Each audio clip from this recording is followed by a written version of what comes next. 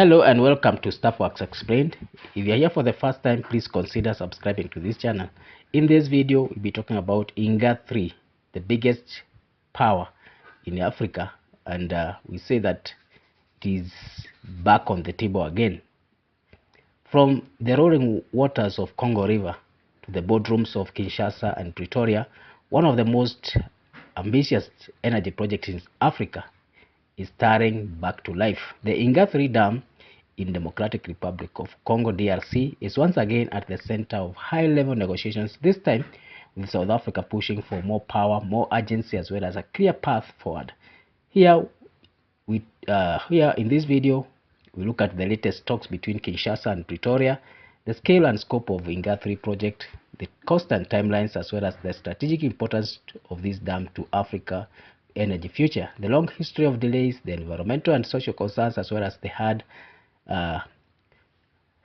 political and economic realities that continue to shadow what could become the largest hydropower scheme on earth.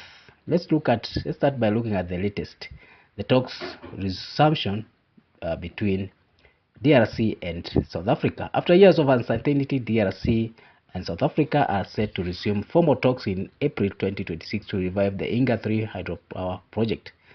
At the heart of this discussion is a new energy deal.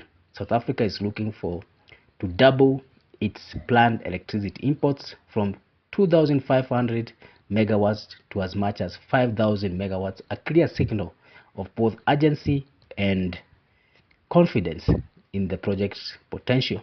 South African electricity minister is expected in Kinshasa to negotiate agreements and push forward this project, reflecting Pretoria's deepening energy crisis and its search for long-term reliable power sources. Let's now talk about the Inga 3, what it is, and it's being described as a mega project with global scale. The dam is not a standalone project. It is the next phase of much larger Grand Inga scheme, a multi-stage plan along the Congo River that ultimately become the largest hydropower complex in the world.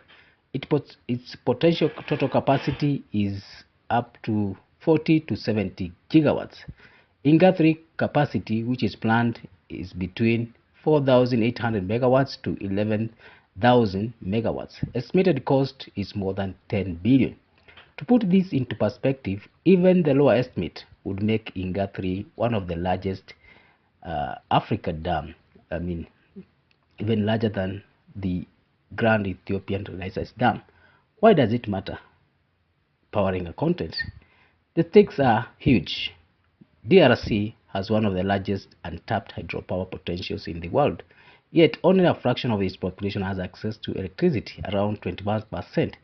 Inga 3 could power millions of homes in DRC, supply energy to mining industries critical to global supply chains, export electricity across southern Africa, southeastern and central Africa, feed into regional grids like South African power pool. If completed, it would reposition Congo as a continent energy hub, not just a resource exporter but also a power exporter. Then let's look at the South African factor, energy and the politics. South African involvement is not new, but it is now more urgent. For years, South Africa has viewed Inga as a solution to the chronic electricity shortages. What is changing now is scale and timing. Demand is rising sharply, domestic generation is under strain, regional integration is becoming necessary. By pushing to increase its import to 5,000 megawatts, South Africa is effectively anchoring the project's commercial viability. But this is also introducing a political dimension. The dam is no longer just a DRC project. It is a regional power deal tied to long-term contracts across and as well as cross-border infrastructure. Let's look at the cost and financing. The issue which is still unsettled. Despite renewed momentum, the project remains in its planning stage. Key realities include no final investment decision is made yet. Cost is expected to be over $10 billion. Financing structures are still being negotiated. The World Bank has stepped backing, committing about $1 billion over 10 years to support early development, including technical studies as well as safeguards. France Development Agency has also signed agreement to assist with the preparation. But the biggest problem remains who will pay for the construction and who will carry the risk. Let's look at the timelines, which we say are still uncertain. Even under optimistic projection, construction could begin between 2028 and 2032. Power generation may only start in early 2030s. This is not a quick fix, it's a generational project. Why has it taken long to complete this project? Inga has 3 has been discussed since the 1990s, yet it remains unbuilt. The reasons are layered. One, there is financial or financing failure. Previous funding deals collapsed, including World Bank withdrawal in 2016 over disagreement. Then there is political risk. Instability in DRC, Eastern part, and governance concerns have also deterred investors. There is also the scale and complexity. This is not just a dam. It requires thousands of kilometers of transmission lines across the borders. And then there are competing priorities. Critics argue smaller, decentralized energy projects could deliver power faster and more equitably than what is being proposed. Then there is controversy and who really benefits.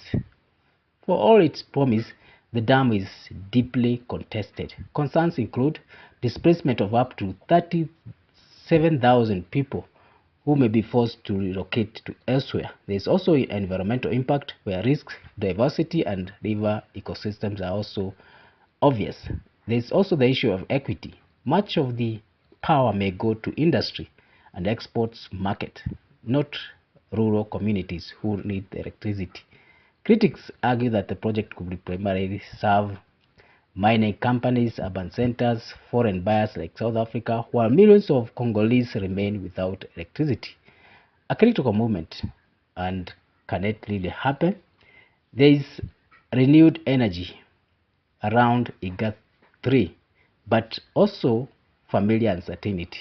On one side, we have strong regional demand, backing from major institutions as well as political will from the Congo and South Africa government. On the other side, we have no final funding secured, long timelines, deep environmental and social concerns. This is a project that has promised transformation for decades and delivered none. So in conclusion, we can say that this is a question of power, promise, and pressure. The revival of talks between Democratic Republic of Congo and South Africa marks a decisive movement for Inga 3 Dam. It's a project that could light up a continent or remain a symbol of ambition that never materialized. The scale is undeniable. The need is urgent. The interest is real, but so are the risks, the costs, as well as the unanswered questions. If Inga 3 moves forward to reshape Africa's energy map, if it restores again, it will reinforce a hard truth that even the greatest national potential means little without the political, financial, as well as institutional power to unlock it. So thank you for reaching this far. If this is your first time here, please consider subscribing to this channel.